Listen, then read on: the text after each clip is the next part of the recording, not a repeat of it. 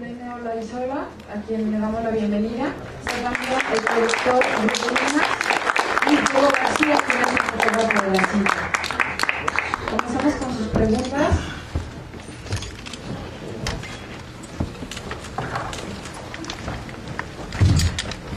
Ahí.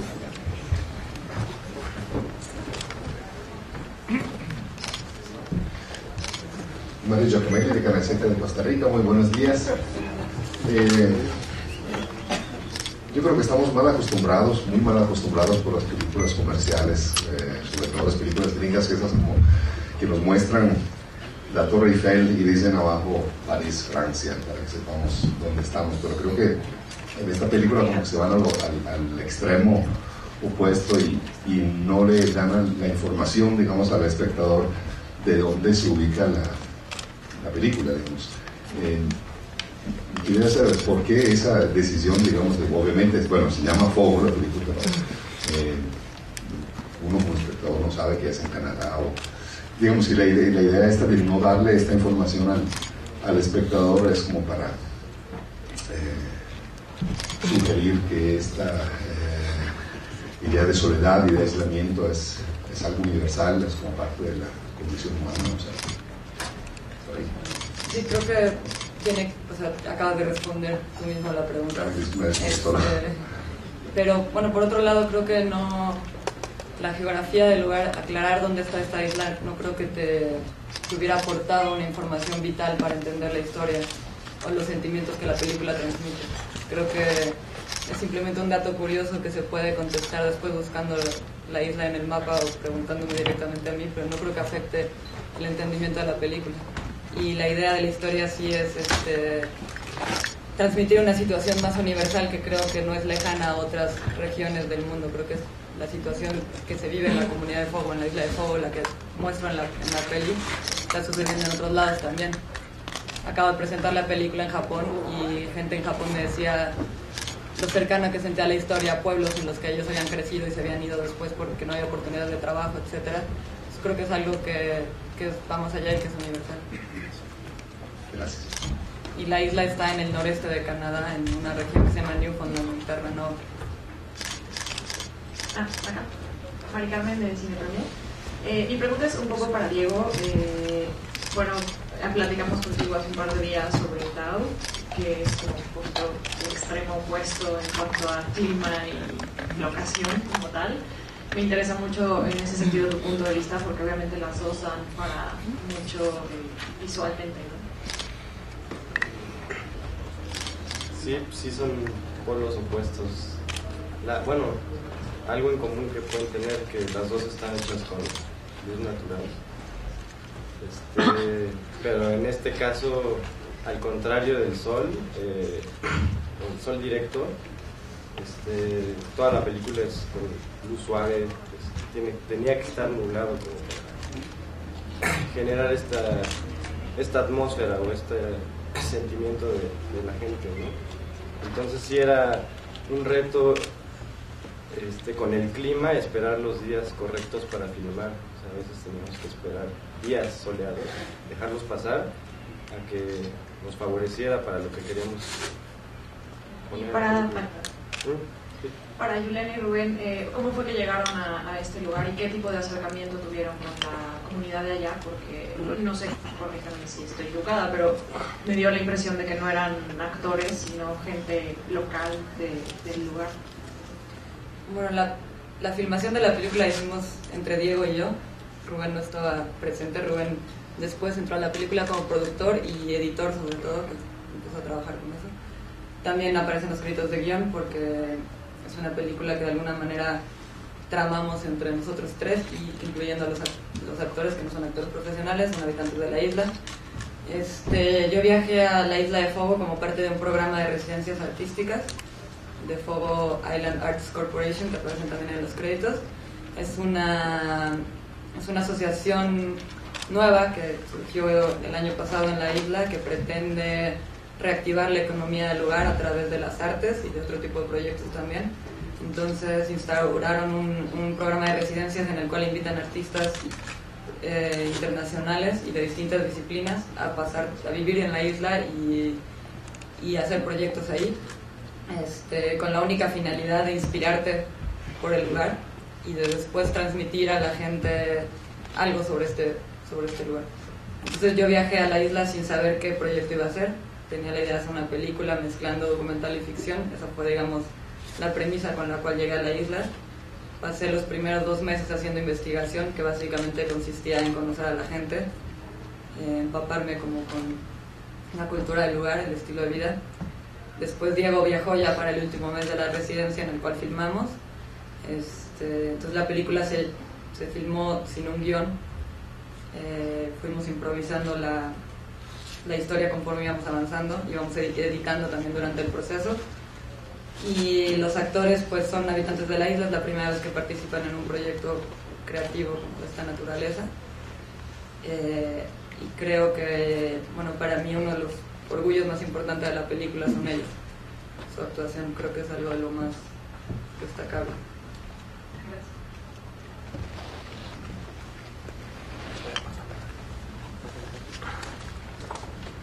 ¿Qué tal, Julián? Julián, ¿qué tal? Soy Gonzalo Hurtado de Movistar TV Perú. Creo que hay un trabajo muy interesante en la fotografía, la manera como se resaltan las texturas de la tierra, estos paisajes áridos, esta naturaleza agreste, y hay una correspondencia en los mismos rostros de los personajes que tienen surcos marcados en la cara. Quisiera que nos hables un poco más sobre este aspecto, ¿no?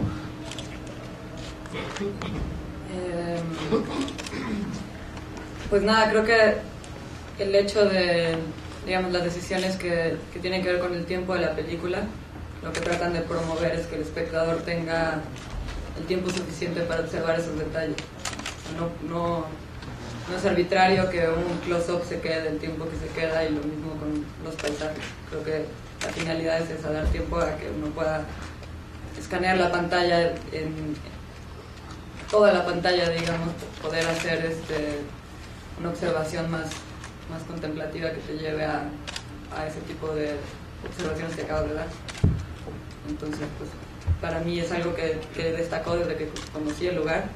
El paisaje forma parte de la isla de manera muy especial. Es una de las cosas que me llevó ahí, de hecho, porque cuando decidí solicitar mi participación en la residencia, lo único que sabía del lugar era lo que había visto, eran fotos del lugar, y fue lo que me atrajo en un primer instante. Pero definitivamente era algo que quería resaltar.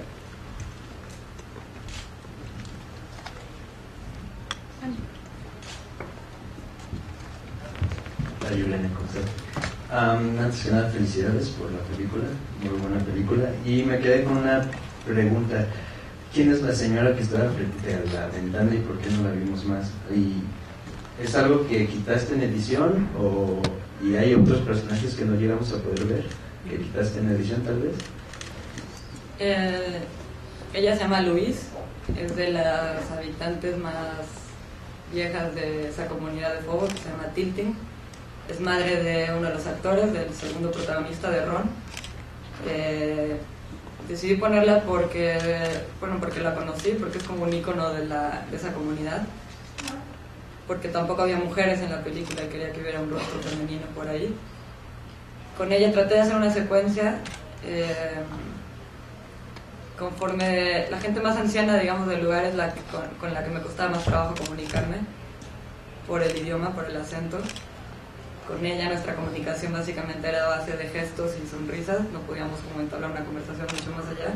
Traté de hacer una secuencia con ella y Norm, el personaje principal. Ella es muy cercana a él, es como una especie de mamá para él, que no funcionó, era muy confusa, pero otra vez pensando en esto de los rostros, quería rescatarla aunque fuera como un rostro nada más, una presencia femenina en la película. Pero fuera digamos de esa secuencia, no hay ningún otro personaje que haya quedado fuera de la película, y de hecho, si acaso habrán quedado fuera de la película 2 o 3 tomas más, el resto están, en el sentido de que íbamos avanzando a la edición conforme íbamos filmando. El material terminó siendo como muy conciso, no muy exacto también, por eso es la duración. Quizás si hubiéramos estado ahí filmando otros 3 meses hubiéramos tenido más material o la historia se hubiera extendido, pero básicamente lo que ves en la película es lo que hay de material y no hay mucho más. Lorraine. Bueno, soy José Romero de Perú, revista de Cine Godard. Quisiera saber que si eres consciente de que tu cine va evolucionando, ¿no? Se va complejizando un poco más. ¿Esto es inconsciente, de una manera consciente? ¿Cómo lo sientes, no? Creo que sí, evidentemente es mi tercera película. Creo que voy descubriendo qué tipo de cine me gusta hacer y dónde me siento más cómoda.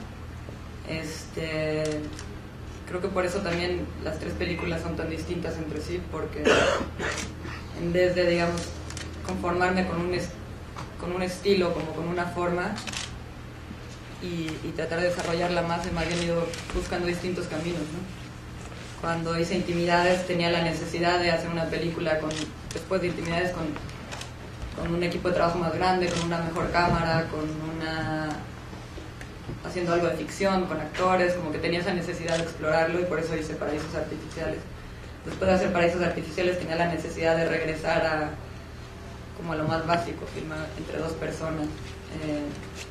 También tenía la necesidad ya de manera personal de alejarme de la Ciudad de México y de explorar otro tipo de lugares. Y de ahí salió Fuego. Creo que es mi mejor película, creo que es la más compleja. Y creo que las dos anteriores, digamos, por ejemplo, el proceso que viví en Paraísos Artificiales fue básico para entender cómo trabajar con ellos. Si no hubiera hecho Paraísos Artificiales trabajando con Salomón Hernández, que es un campesino no actor, no hubiera podido sacarle lo que le saqué a los protagonistas de Fuego. Entonces, pues todo es parte de un proceso en el que uno va aprendiendo, pero... Yulén, buenos días, Adolfo de CB Televisión. Vi que subrayaste en el dedo, le pusiste gran importancia a los gestos de tus personajes, no sé, chiflido, el alcohol en los labios, la manera en que canta el anciano al principio de la película. ¿Buscaste que de esta manera los personajes expresaran, no sé, sus conflictos, sus problemas, o fue sin querer el enojo por no poder cortar un árbol? No sé, ¿fue de esa manera como buscaste tu lenguaje que se expresara? Creo que prácticamente nada en una película es sin querer, pero sí hay muchas cosas que surgen de manera espontánea, digamos. Sobre todo en Fuego hay muchas cosas que surgen de esa manera. Evidentemente yo decidí poner esa atención en los rostros y en el momento en el que tuve que buscar personajes, era importante encontrar personas que pudieran soportar el peso de la cámara cerca de ellos sin que eso alterara su forma de comportarse. Digamos, no fue gratuito que escogiera trabajar con ellos. Sabía que podían ser naturales frente a la cámara, que no les importaba esa presencia, que además tenían toda la disposición y que tenían mucho que transmitir a nivel emocional. Por supuesto, su rostro, su historia de vida de alguna manera, a pesar de que la película no da mucha información sobre quiénes son, etcétera, creo que esa información se transmite por otros niveles, digamos, por otras vías de comunicación, a través de los rostros, etcétera. Entonces, pues sí, fue deliberado lo que estaba buscando. Hablas acerca de que no tienes un guión específico ni un lineamiento bien marcado como para llegar a tu historia en un origen, sino que lo fuiste armando poco a poco. Entonces, ¿cuáles fueron como tus lineamientos, tus guías narrativas para tratar de encontrar una historia, una estructura a partir de estas imágenes, a partir de estas personas? Porque creo que además es un trabajo colaborativo que hicieron entre los tres, ya sea editando, encontrando las imágenes o tú encontrando la historia. ¿Cómo fue este proceso y de qué manera partiste para crear esta historia? Me costó mucho trabajo llegar a la historia, me tardé casi 2 meses. De hecho, el tiempo ya se me estaba agotando cuando estaba empezando el rodaje. Me di cuenta de que no quería hacer, no pensé en hacer un documental. Me di cuenta de que hubiera sido quizás algo problemático meterme a tocar como temas específicos de las comunidades de Fuego, que después los expusiera en una película y ellos lo vieran y se volviera incómodo quizás para algunas personas por ser comunidades tan pequeñas y tan cerradas. Entonces, en algún momento decidí alejarme de eso y planteé la idea de una película de ficción, y un poco platicando con Rubén él me inspiró a pensar en algo más apocalíptico. Todo empezó como a raíz de eso, de pensar en hacer una historia un poco más apocalíptica. A raíz de eso empecé a hacer investigación. Por ahí tuve contacto con otra artista visual, una chica de Irlanda que es pintora, que en algún momento me mostró una serie de fotografías en las que ella se concentró en fotografiar casas abandonadas. Eso de alguna manera detonó mi idea también. Y por otro lado, investigando sobre el lugar, leí sobre la historia de Newfoundland, de Terranova, en donde en los años 50, 60 hasta los 70, que la isla no formaba parte originalmente de Canadá, de la República de Canadá. Y en esa época el gobierno de Canadá, se unió el gobierno de Canadá y el gobierno de Canadá tuvo la iniciativa de reubicar a los poblados más remotos de la zona de Terranova, reubicarlos en ciudades más grandes o en poblados más grandes. Entonces de esa manera se vaciaron pueblos por completo que quedaron abandonados. Dentro de la isla de Fogo varios poblados fueron abandonados para moverse más al centro de la isla, por ejemplo.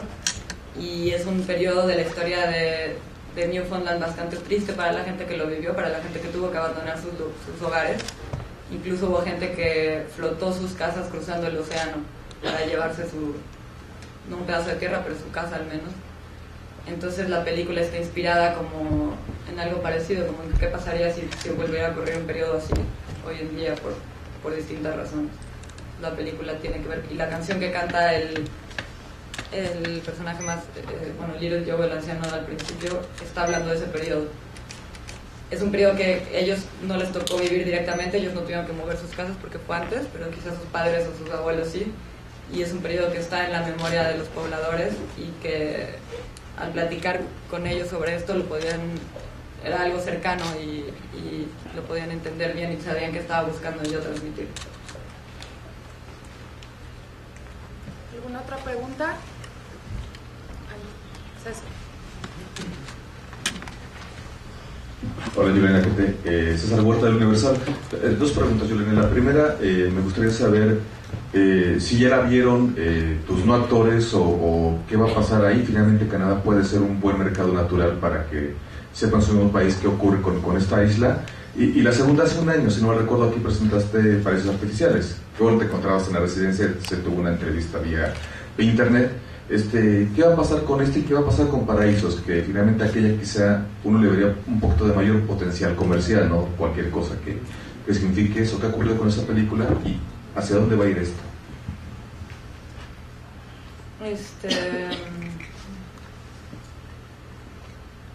Paraísos está ahorita mostrándose como parte del foro de cine independiente de la Cineteca, el cual está viajando a distintos países de Latinoamérica.